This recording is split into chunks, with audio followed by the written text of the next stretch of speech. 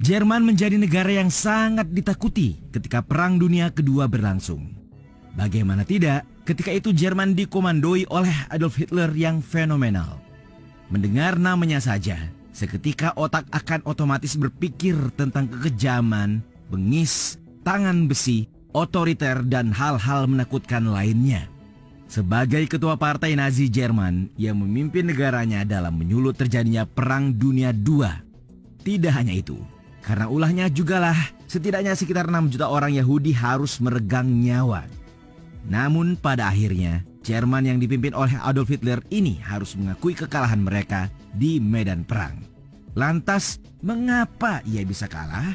Bukannya Hitler didukung oleh pasukan militer yang mumpuni dengan peralatan militer yang juga canggih? Mari kita bahas. Gaya kepemimpinan diktator.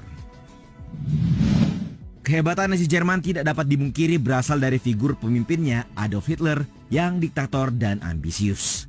Tapi hal inilah yang juga menjadi bumerang bagi Jerman, sehingga mereka kalah. Melansir laman Kompas.com, Jerman dipimpin oleh Adolf Hitler dengan gaya kepemimpinan diktator dan juga memaksakan ideologi fasisme. Hitler juga terkenal sebagai penguasa yang ambisius karena menekankan konsep kemurnian ras Jerman sebagai bangsa Arya. Selain itu, ia diketahui punya ambisi untuk mencaplok seluruh daratan Eropa yang menimbulkan pecahnya perang, yang pada akhirnya membuat Jerman menderita. Sedangkan mengutip laporan idntimes.com, gaya kepemimpinan yang diktator dari Hitler yang juga merangkap sebagai penghasut atau orator ulung.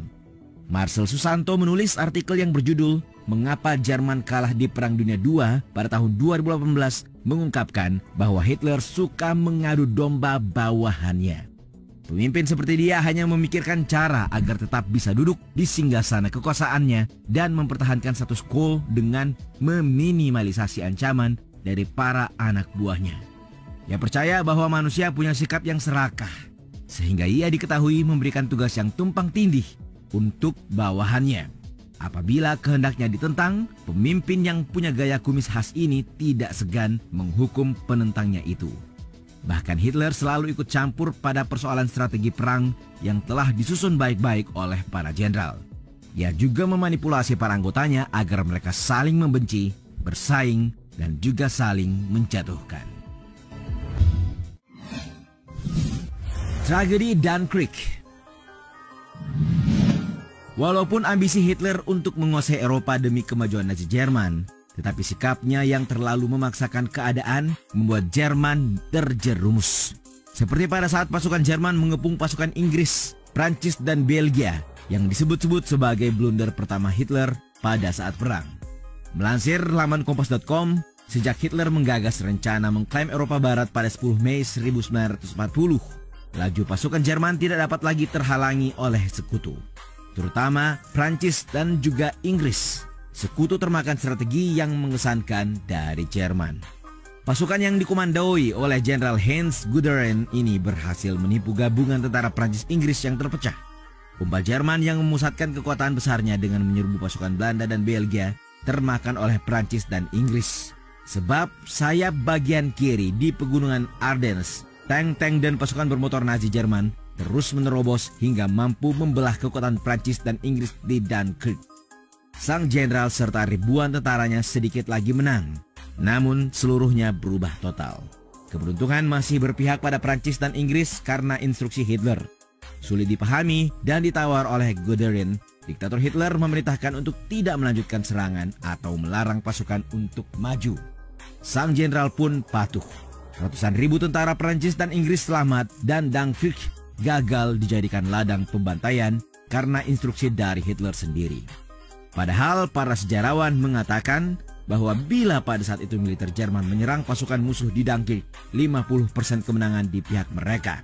Bahkan, Perdana Menteri Inggris Winston Churchill mengatakan bahwa tentaranya kalah di Dunkirk, maka pihak sekutu dapat kalah dalam perang. Operasi Barbarossa. Kesalahan Hitler lain membuat Nazi Jerman harus merasakan pahitnya kekalahan Perang Dunia II ialah faktor Operasi Barbarossa pada tahun 1941. Pada musim semi di tahun itu, Adolf Hitler mengeluarkan instruksi pada pasukan Nazi untuk menginvasi Uni Soviet. Melansir laman tirto.id, kurang lebih 4 juta serdadu, 19 divisi panzer, sekitar 3.000 untuk tank, 2.500 pesawat udara, dan 7 senjata artileri dikerahkan. Penyerangan ini diberi nama khusus, yakni Unternehmen Barbarossa atau Operasi Barbarossa. Banyak yang menganggap bahwa invasi Jerman ini pada dasarnya merupakan obsesi kebencian Hitler pada Uni Soviet yang menggenggam erat ideologi komunisme. Karena baginya, komunis turut dipengaruhi oleh Yahudi. Pada saat itu, Jerman nyaris mencaplok sebagian besar kawasan Uni Soviet dan pasukan Nazi sangat siap untuk menyerbu serta menaklukkan Moskow. Bahkan Stalin yang memegang kendali Soviet kala itu juga khawatir dengan pergerakan tentara Nazi. Stalin memerintah banyak tentara untuk berjaga di Moskow agar ibu kota negara dapat dipertahankan. Namun sayangnya, tidak jauh beda dengan tragedi Dunkirk, Hitler justru lebih memilih menguasai Ukraina dan Kaukasus yang kaya minyak bumi dibandingkan merebut Moskwa.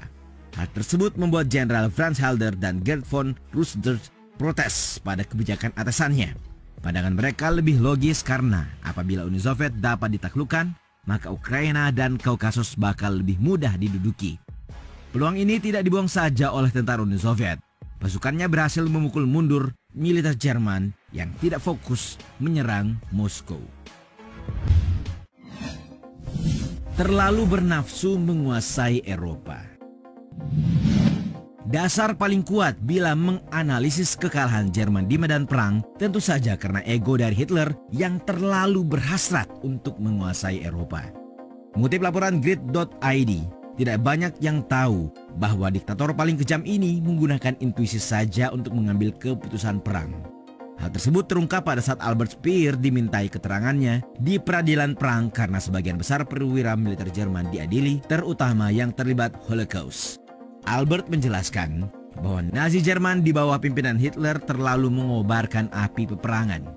Hal ini lantaran Hitler yang terburu-buru ingin menguasai wilayah Eropa dan langsung menyerang Polandia pada tahun 1939. Perang inilah yang memicu adanya Perang Dunia II, dan Albert mengungkap bahwa di tahun tersebut, industri Jerman sedang giat-giatnya membangun peralatan penunjang perang. Berarti Jerman diketahui belum matang sepenuhnya bila harus beradu kekuatan dengan negara lain. Cara ideal bisa dirunut sesuai rencana. Nazi Jerman betul-betul siap untuk meledakkan peperangan setidaknya 6 tahun lagi di tahun 1945. Bahkan, pendapat Albert ini pun sesuai dengan argumen sejumlah mantan perwira militer lainnya. Para perwira Nazi ini menilai bahwa kebijakan Nazi Jerman untuk mengobarkan pecahnya perang lebih awal sebagai faktor utama kekalahan negara tersebut. The Day. Istilah The Day dapat diartikan sebagai situasi perang yang berada di fase klimaks permusuhan dengan Amerika Serikat dan para sekutunya. Walaupun tidak ada pemicunya, Jepang dan Amerika Serikat justru berbenturan. Jepang lebih dahulu mengajak Amerika Serikat untuk beradu kekuatan di kawasan Pasifik. Oleh sebab itu, Amerika Serikat terpaksa harus bergabung di arena Perang Dunia II yang semakin panas. Amerika Serikat mendeklarasikan perang pada Jepang tetapi tidak dengan pasukan Nazi Jerman. Namun Jerman yang sangat percaya diri untuk diketahui lebih dahulu mengajak Amerika Serikat untuk bertarung karena Hitler percaya bahwa Jerman dapat memenangkan perang. Jerman diketahui bercermin dari keberhasilan yang dilakukan oleh Jepang di wilayah Pearl Harbor. Padahal tantangan tersebut merupakan sebuah kesalahan besar yang dibuat lagi oleh Hitler karena semakin menambah banyaknya lawan. Selain membuat Inggris dan Uni Soviet sebagai musuh, kini Jerman punya negara dengan ekonomi paling kuat di dunia sebagai musuh barunya. Bunyinya sirine perang ini membuat Amerika Serikat mengarahkan sejumlah kekuatan militer, sumber daya, dan industri mereka secara terang-terangan. Bahkan AS mengirim ribuan kapal terbang, ratusan ribu tentara, dan infanteri untuk menyerang Nazi Jerman. Berkat dukungan Amerika Serikat, Inggris pun sukses mengambil alih Samudra Atlantik, membom kota-kota Jerman, menyerang secara agresif pertahanan Jerman di Afrika dan Italia. Tidak hanya itu saja, Inggris juga berhasil memecahkan kode Enigma yang rumit pada operasi amfibi terbesar sepanjang sejarah militer dunia. Semua penyerangan dan invasi tidak bakal dialami Jerman bila mereka tidak mengusir